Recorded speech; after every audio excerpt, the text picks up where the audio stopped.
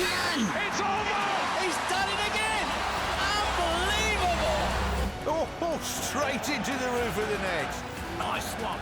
Straight down the middle. So a good performance from both teams. Hello and welcome to Firstpost. I'm Rupha Ramani. Let's get started.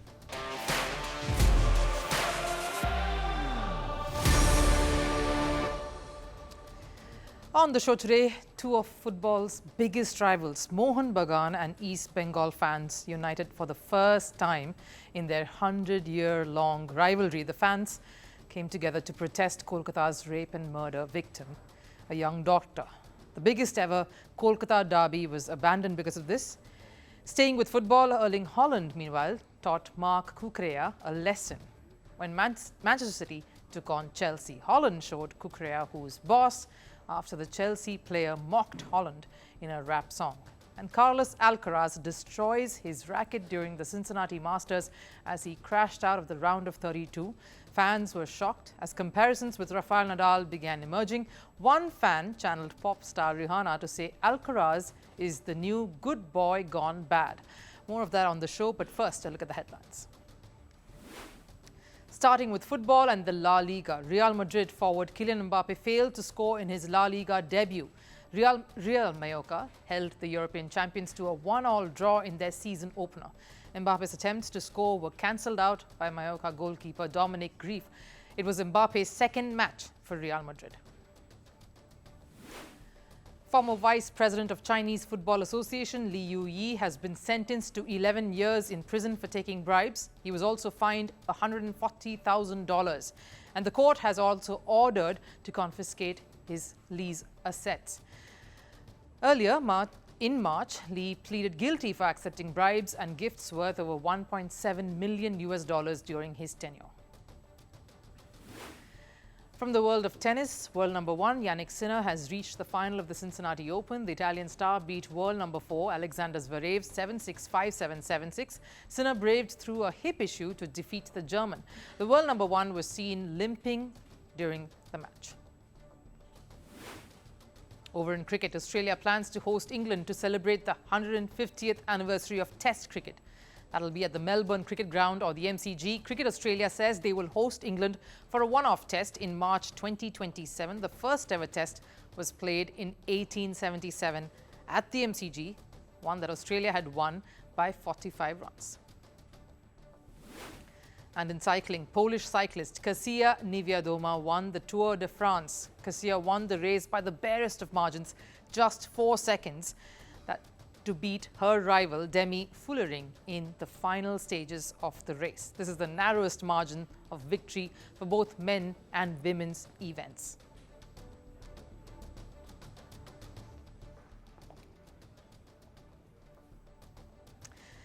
Now, no one wants a match to be called off. It doesn't help anyone, doesn't help the teams, the players involved, the organizers who had put this together, and definitely not the fans.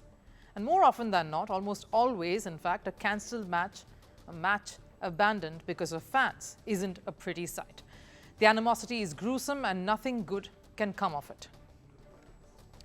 A football match got called off in Kolkata last evening, the season's first Kolkata Derby, in fact, the biggest football fixture in the country, in a city that arguably holds the key to the sport itself. A match that was featuring city giants Mohun Bagan and East Bengal was called off because fans of both clubs were protesting the rape and murder of a trainee doctor in Kolkata's hospital. The match was abandoned even before kickoff, and the decision was taken after Kolkata police met with the organizers. It's just the only thing they could resort to because it was a massive crowd. Take a look at what Salt Lake Stadium had turned into. We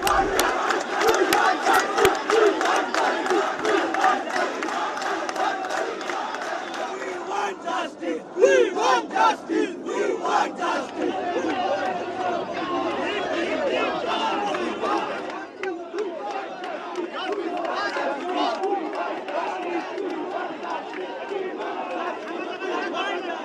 Now, we often advocate keeping sports away from politics, but it is difficult to do so, and we've seen enough examples everywhere, time and again. One, of course, was last evening, the protests in Kolkata, a stark example. But the matter at hand too is one that is bound to pervade everything. People in Kolkata and all over the country, in fact, have been enraged, and it's only been a week since the incident. Now, this is one episode that has unified voices all over the country. Football and its fans didn't stay away from this either.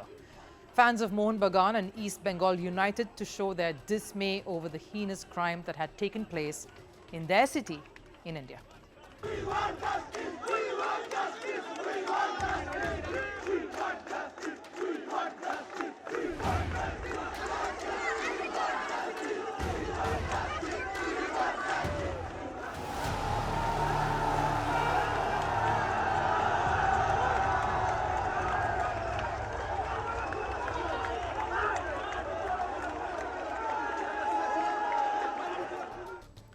This protest derailed the Kolkata Derby, but to think that fans of these two clubs came together without caring for the game to take place is telling. That's the impact that this horrific episode has had on just about everyone in the country. Now, to give a little backgrounder to the uninitiated, Mohun Bagan versus East Bengal rivalry is massive. It is one of the most intense rivalries in the world of football, popularly called the Kolkata Derby. This face-off in India dates back to over 100 years, and this is one contest that has not petered out despite the passing of time. Even today, the competition is just as fierce, and the one key aspect that makes this rivalry that much more exciting, intense and timeless are the fans.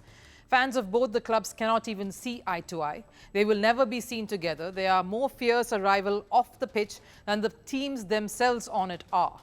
Mohun Bagan is the oldest club in Asia, and it came to be in 1889. The club had players from Kolkata, the locals. And then, of course, East Bengal was formed some years later in 1920 to represent the immigrant population in Kolkata coming from, yes, East Bengal. So one club featuring the locals of Kolkata and the other the immigrants. The classic us versus them. The rivalry has a cultural and historical significance. There can be no common ground here. And to think the two clubs are barely stone's throw away from each other, less than 500 meters separate the two in the city. FIFA considers it to be one of the most iconic rivalries in the world. It stands at par with other international rivalries like, say, the El Clasico featuring Barcelona and Real Madrid, or the Manchester United and Liverpool derby. Now, while these two are intercity competitions, still boasting of intense strife and discord, the perfect example I can give to make a viewer outside the country relate to this face-off is that the Kolkata Derby is pretty similar to that of the Milan Derby, that pits city rivals AC Milan against Inter Milan. And just like in these matches, fans almost always get into brawls during the game and even after. So much so that the security for Kolkata Derby is always on high alert, just to avoid any mishaps. Which is why these two sections of fans coming together for something far bigger than a game was very heartening and indeed a rare sight. हम लोग मोहन बगान east Bengal बाद में पहले भारतीय एक भारतीय नारी के ऊपर अत्याचार हुआ है इस अत्याचार जो कोई वर्ड नहीं है इस अत्याचार को एक्सप्लेन कर सके ये लड़ाई सिर्फ ईस्ट बंगाल मोहन बगान की नहीं है ये पूरा भारतीय का लड़ाई है ये आपका एक लड़की के ऊपर अत्याचार हुआ हम लोग का जो फेमस डर्बी है जो इतना सालों से मोहन बगान ईस्ट बंगाल का पूरा दर्शक यहाँ पे आके जमा होता है खेला एंजॉय करता है वो रातों रात बंद कर दिया ये जो डर्बी है ये मुद्दा उठाने का था दो गैलरी से एक ही आवाज एक ही नारा लगाना किया था कि वुमेन सेफ्टी हम लोग के सिटी में अभी सेफ नहीं है और हम लोग का एडमिनिस्ट्रेशन जो है वो फ्लॉप हो चुका है We are protesting against that heinous crime so that the actual criminals are arrested and the actual criminals get punishment. We are protesting for that only. All of this pretty much sums up what fans really felt. They weren't East Bengal or Mohun Bagan supporters on the day. They were enraged people who stood together in protest. Many fans were even arrested because the demonstration turned a little rough. Police had to resort to a baton charge. Now, as the match was cancelled before the fans entered the stadium, both the teams will be awarded 1 point each. The fans will, of course, get the refund for their tickets, but I'm sure they weren't really concerned about any of this. Because for the very first time in the history of this rivalry, fans of the two sides came together for something, keeping their differences aside, showing that there was something far more important than a rivalry on the football pitch. Sure, a rowdy protest isn't the answer, is not the solution, but it showed another example of sport and those involved in it, invested in it, uniting for a larger cause, one that even puts their bitter rivalry for decades to one side. The Premier League has kicked off, and there have been, of course, quite a few moments emerging from the first weekend, but we are talking about the Man City versus Chelsea game, or rather two players whom this clash ended up being about. City striker Erling Haaland and Chelsea left-back Marc Cucurella. Manchester City beat Chelsea 2-0, but no one's cared about the result or the scoreline. The biggest talking point of the game was Chelsea and Cucurella being humbled by an Erling Haaland masterclass.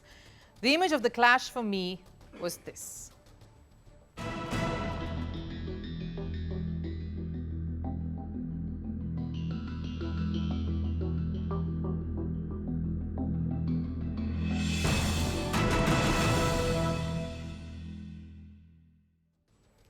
Yeah, you can sense how cold that image was, quite a scornful glare there by Haaland. The Spanish left-back had an outing he would want to forget. Erling Haaland not only ran through his defence, but also bullied him to that ground. That's what you saw there. But why this particular image of Haaland giving a beaten Cucurella the cold shoulder? Shouldn't it be a goal scored by Manchester City or the gloomy face of their new manager Enzo Maresca, who lost his first game in charge? That's because there was some history that these two players were carrying forward into the game. After Spain won the Euros, Cucurella did this.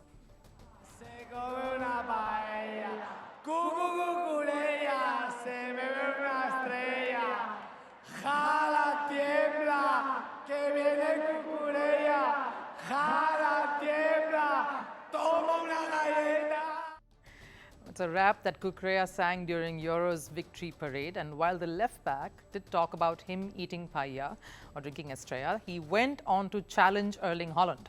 He did that and of course he didn't stop with that. He went on to rap about Haaland trembling when the two would face each other next.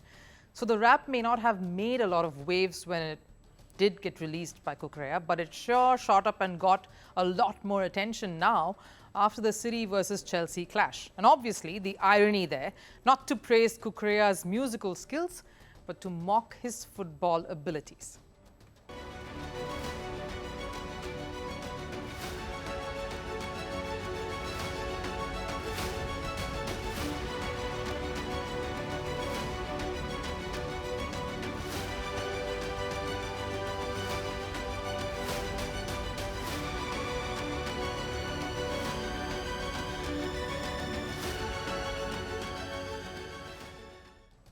The trickiest part about the internet, it remembers everything, especially all the boo-boos and the mistakes. And the reason Cucurella was trolled all the more is obviously because Haaland gave it back to the Chelsea player and at the game. Haaland was seen bypassing Cucurella very calmly, smirking at the Spaniard who was yelling for help after falling down onto the ground, and this continued even after the match ended. He is a funny man. Last season he asked for my shirt. And this summer, he sings a song about me. Sure, Haaland saw the funny side of all this, who took this as a bit of a banter between the two players, but the internet didn't. That's the thing about taking jibes against your opponent, whether in a soundbite or in a rap song. When they turn out as you predicted or you preempted, then it's great. Your statements or lyrics in this case become legendary.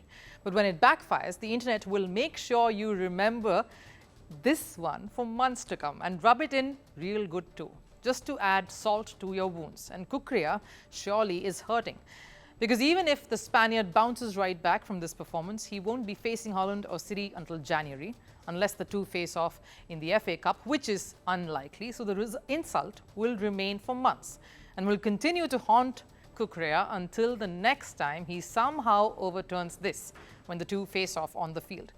But Cucurella can be happy about one thing. One silver lining from this otherwise foolish move that has backfired. His rap is trending on the internet, just not in the way the Spaniard expected it or wished it to. But hey, maybe this could also be a side hustle or an alternate path the Spanish footballer can explore. If all else fails, there's always some music. This is the image that has scorched internet all through the weekend. Carlos Alcaraz breaking his racket as he crumbled to a loss to V Gael Monfils at the Cincinatti Masters. Fans watched in shock as Carlos Alcaraz destroyed, not his opponent, no, but his racket instead, slamming it multiple times to submission. The poor apparatus sent to its grave in the most gruesome manner.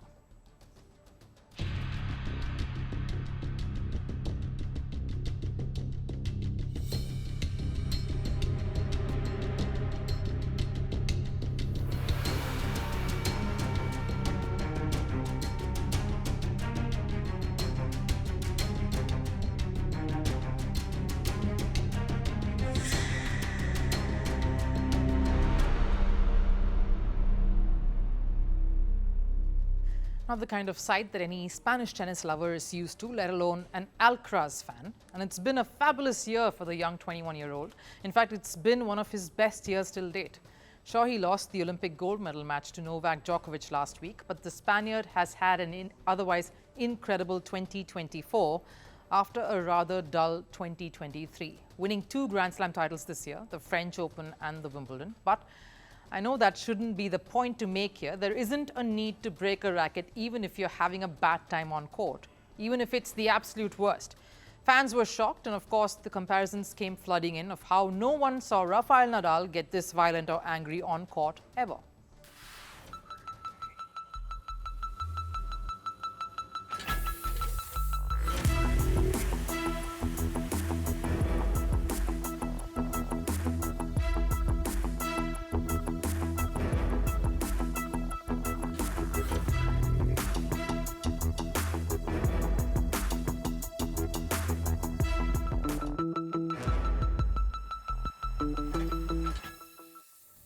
In fact, some years back, in 2019, a reporter in an interview asked Rafael Nadal how many rackets he had broken on court during his career so far, and Rafael Nadal had indicated this: 0. He went on to say that my family wouldn't have allowed me to break a racket. Breaking a racket means I'm not in control of my emotions. Something so paramount for a sports person to keep the focus on the game. Something to think about for Alcaraz in there. Going back to what preceded that moment of madness, though, it was not an easy outing for Carlos or Monfils for that matter. In fact, Monfils was trailing. He was down a set when play got suspended, breaking Alcaraz's rhythm, of course. In particular, the match resumed the next day, which saw Monfils making quite the strong comeback. And Alcaraz, well, Alcaraz losing his cool on court. And look, this by no means is an attempt at passing judgment on a player venting. Emotions are a big part of sport. Players play to win, and they play with their hearts on their sleeves. Seeing composure and calmness is very rare, and yes, it's a top quality that very few possess. Many of the best players in the world are those who can be calm when the going gets tough. The point is, Alcaraz went nowhere from that moment of utter rage and violence. It continued going downhill, and a new racket, of course, didn't make much of a difference. I felt like it was the worst match that I've ever played in my career. I've been practicing really well. I was feeling great, but I couldn't play. I want to forget it and try to move on to New York. Alcaraz, of course, took a while to understand the implications of this act and the effect it had generated. So he issued an apology on his social media platform a little later. He had to, but as they say, damage had already been done. In fact, after this episode, Nike, Alcaraz's sponsor, unveiled the Spaniard's look for New York for the US Open. A black sleeveless t-shirt for Alcaraz, very a la Nadal, this outfit, throwing up visions of a young Spaniard who in fact nailed the sleeveless look when he came onto the scene, branded it as his own. And the irony of this, of course, was not lost on fans. An attempt to try and move past the racket-breaking incident by this piece of marketing clearly failed.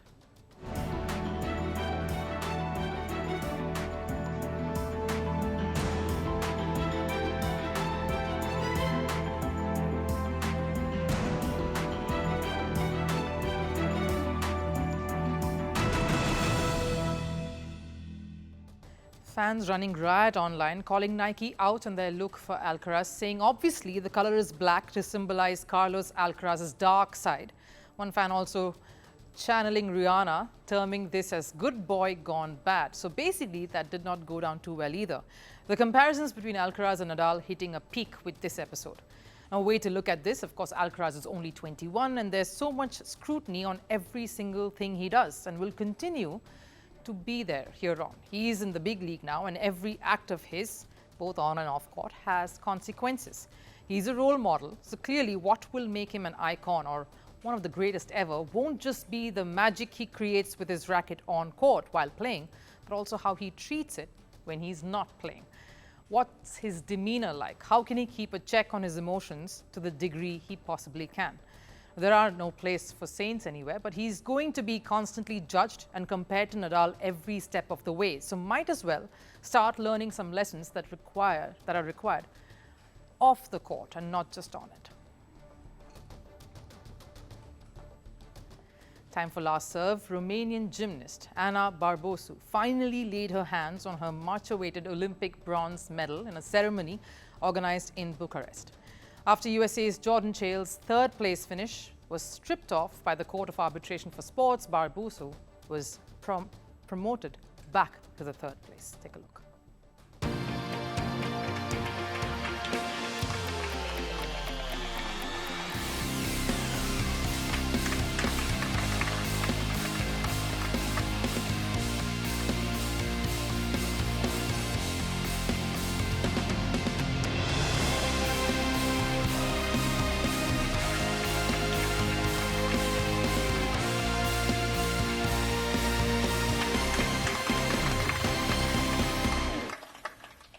Quite an emotional journey this for both the gymnasts involved, Jordan as well as Barbosu. But that wraps up First Sports here for us today.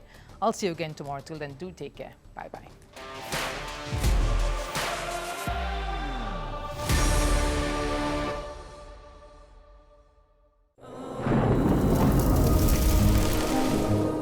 Climate change is on our doorstep.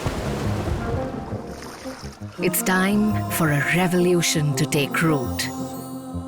And it starts with 1.4 billion Indians. It starts with one tree for humanity, one tree for Mother Earth, one tree for our future. Project One Tree, a News 18 network initiative.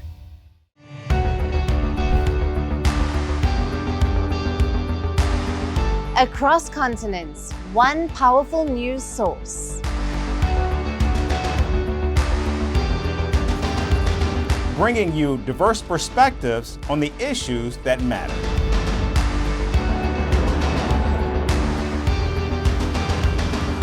We go beyond the boundaries to give you that little extra about every sporting moment.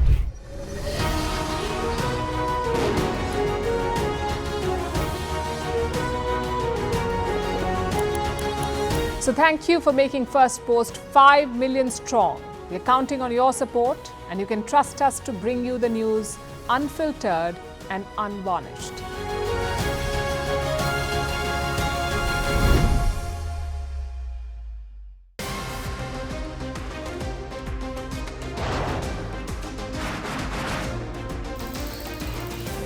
On the show today, the T20 World Cup bandwagon has moved across to the West Indies. What can we expect from this? Hello, I'm Alison Green, coming to you from Durban, South Africa. Today we have a special show. Start with a report on India's shifting nuclear posture. The first time since India officially became a nuclear power. Hello and welcome to Firstpost America. I'm Aaron Ham, coming to you live from the nation's capital, Washington, D.C.